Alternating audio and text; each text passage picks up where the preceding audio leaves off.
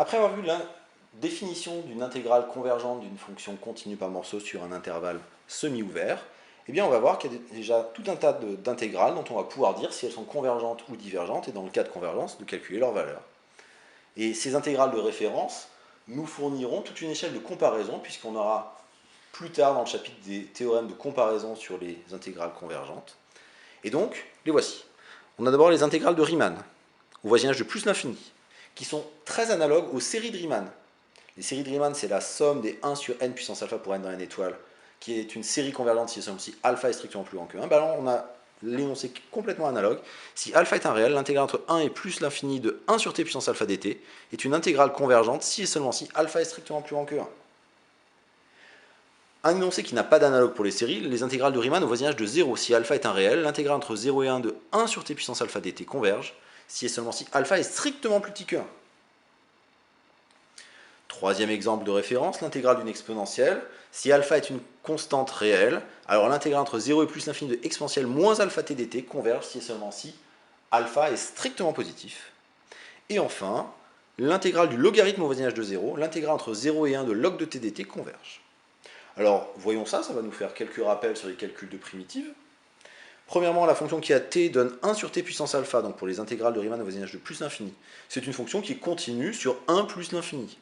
Il y a remarqué que quand l'une des bornes c'est plus l'infini, de toute façon l'intervalle sera forcément ouvert, donc il y aura forcément un problème, et l'intégrale, il faudra d'abord justifier qu'elle est convergente. Je calcule les intégrales partielles pour x plus grand que 1, l'intégrale entre 1 et x de t puissance moins alpha dt. Sauf que j'ai une fonction continue dont je connais une primitive, donc pour calculer cette intégrale, j'utilise la primitive. Alors si alpha vaut 1 sur t, donc la primitive de la fonction inverse, c'est le logarithme, à prendre entre 1x, qui fait log de x, si alpha égale 1. Et sinon, une primitive de la fonction qui a t donne t puissance moins alpha, c'est la fonction qui a t donne 1 sur 1 moins alpha, t puissance 1 moins alpha, à prendre entre 1 et x. Ce qui, si alpha est différent de 1, vaut 1 sur 1 moins alpha fois x puissance 1 moins alpha moins 1. Maintenant, il s'agit juste de voir si ces quantités-là ont une limite quand x tend vers plus l'infini. Alors si alpha égale 1, log de x, ça tend vers plus l'infini quand x tend vers plus l'infini, ce qui veut dire que pour alpha égale 1, l'intégrale elle diverge. Donc l'intégrale entre 1 et plus l'infini de 1 sur t dt, c'est une intégrale qui est divergente, et j'ai envie de dire, je peux presque pas l'écrire cette intégrale, puisque sa valeur n'a pas de sens. Maintenant, on est dans l'autre cas, si alpha est différent de 1, où j'ai pu calculer une primitive. Si alpha est strictement plus petit que 1, donc j'avais 1 sur 1 moins alpha fois x puissance 1 moins alpha moins 1, quand x tend vers plus l'infini, j'ai quelque chose qui tend vers plus l'infini à une puissance strictement positive, ça va tendre vers plus l'infini. Donc là encore, les intégrales partielles tendent vers plus l'infini, l'intégrale diverge. Et si alpha est strictement plus grand que 1, je vais réécrire mon 1 sur 1 moins alpha, x puissance 1 moins alpha moins 1 pour faire apparaître vraiment des puissances positives. Comme alpha est strictement plus grand que 1, c'est alpha moins 1 qui est strictement positif. Donc je vais écrire 1 sur alpha moins 1, je vais changer les signes, ça va me faire 1 moins, et le x puissance 1 moins alpha, je vais écrire 1 sur x puissance alpha moins 1. Et quand x tend vers plus l'infini, c'est ce dénominateur qui tend vers plus l'infini. Donc la fraction tend vers 0, et ceci tend vers 1 sur alpha moins 1. Donc dans ce cas, l'intégrale entre 1 et plus l'infini de 1 sur t puissance alpha dt converge, et en plus sa valeur, on la connaît, c'est 1 sur alpha moins 1. Alors, c'est important de savoir que l'intégrale converge, la valeur, j'ai envie de dire que vous pourrez la recalculer à chaque fois si vous en avez besoin, le cas échéant. Le deuxième, la même chose, mais sur 0,1. La fonction qui a t donne 1 sur t puissance alpha. Alors, quelle est sa continuité sur 0,1 ? Il n'y a aucun problème sur 0,1, le seul problème éventuel, c'est en 0. Alors, si alpha est négatif ou nul, en fait, j'ai un t puissance moins alpha avec alpha qui est positif, donc c'est une fonction qui est continue sur 0,1, donc l'intégrale converge. Et en plus, l'intégrale, on peut la calculer, parce qu'on connaît la primitive, on obtient 1 sur 1 moins alpha. Ce qui est intéressant, c'est si alpha est strictement positif, puisque la fonction n'est continue que sur 0,1, ouvert en 0, alors que la fonction 1 sur t puissance alpha tend vers plus l'infini, quand t tend vers 0 plus. Et bien pourtant, il y aura des cas où cette intégrale converge entre 0 et 1, quand bien même la fonction tendrait vers plus l'infini. Pourquoi je calcule l'intégrale partielle pour tout x entre 0 et 1, l'intégrale entre x et 1 de t puissance moins alpha dt. Là pareil, j'ai une primitive en logarithme si jamais alpha vaut 1, ce qui fait log de 1 moins log de x, ce qui fait moins log de x qui tend quand x tend vers 0 plus vers plus l'infini, donc l'intégrale diverge si alpha égale 1.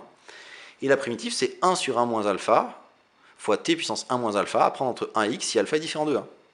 Si alpha est strictement plus grand que 1, là j'ai 1 moins alpha qui devient négatif, donc je vais l'écrire 1 sur 1 moins alpha fois 1 moins 1 sur x puissance alpha moins 1, pour bien faire apparaître une puissance qui est positive.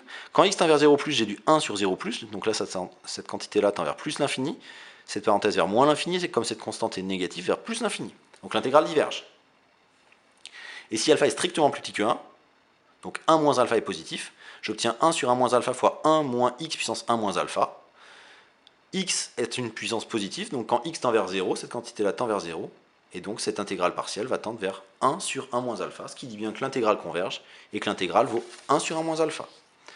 On remarquera au passage que ce que j'ai eu avec l'intégrale sur 0, 1 ouvert en 0, si alpha est strictement plus petit que 1, c'est aussi la même valeur que j'avais trouvée sur le segment 0,1 si alpha était négatif ou nul, ce qui est bien cohérent avec ce qu'on avait dit sur les intégrales. Quand la fonction est continue par morceau sur le segment, l'intégrale sur l'intervalle semi-ouvert va converger et va valoir l'intégrale sur le segment. Donc il n'y a aucune incohérence là-dedans. Troisième point, les exponentielles. La fonction qui a t donne exponentielle moins alpha t, elle est continue sur R, donc en particulier sur 0 plus l'infini. Et je calcule les intégrales partielles parce que je peux calculer les primitives.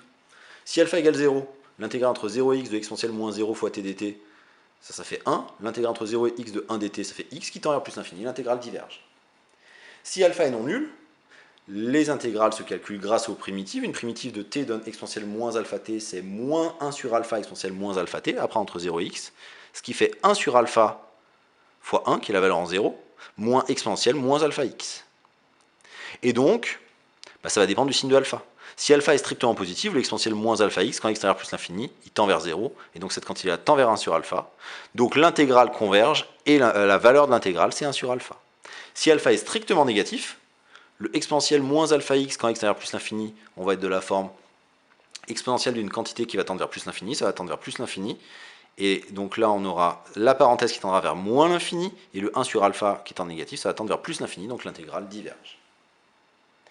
Quatrième et dernière fonction de référence, la fonction logarithme, qui n'est pas continue sur le segment 0,1 parce que la fonction logarithme, elle n'est pas continue en 0, elle n'est pas définie et pas continue en 0 puisque la limite du logarithme en 0 c'est moins l'infini. Pourtant, on va voir que l'intégrale converge, c'est-à-dire qu'on peut donner en quelque sorte un sens à l'aire, alors algébrique compté négativement en dessous de l'axe et positivement au-dessus de l'axe, l'aire entre l'axe des abscisses et la courbe.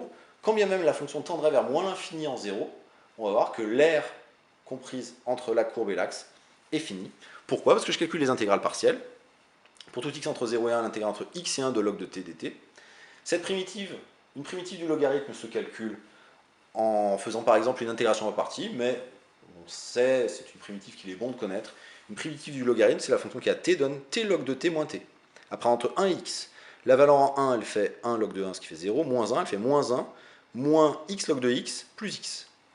Et je regarde à la limite quand x tend vers 0. Le x tend vers 0, et le x log de x, il tend vers 0 par croissance comparée. Donc les intégrales partielles tendent vers moins 1 quand x tend vers 0. Donc l'intégrale entre 0 et 1 de log de t dt converge, et la valeur de l'intégrale, c'est moins 1.